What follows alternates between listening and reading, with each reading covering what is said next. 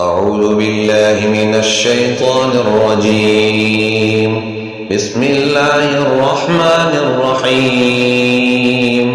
ياسين والقرآن الحكيم إنك لمن المرسلين على صراط مستقيم تنزيل العزيز الرحيم لتنذر قوما ما أنذر آباؤهم فهم غافلون لقد حق القول على أكثرهم فهم لا يؤمنون إنا جعلنا في أعناقهم أغلالا فهي إلى الأذقان فهم مقمحون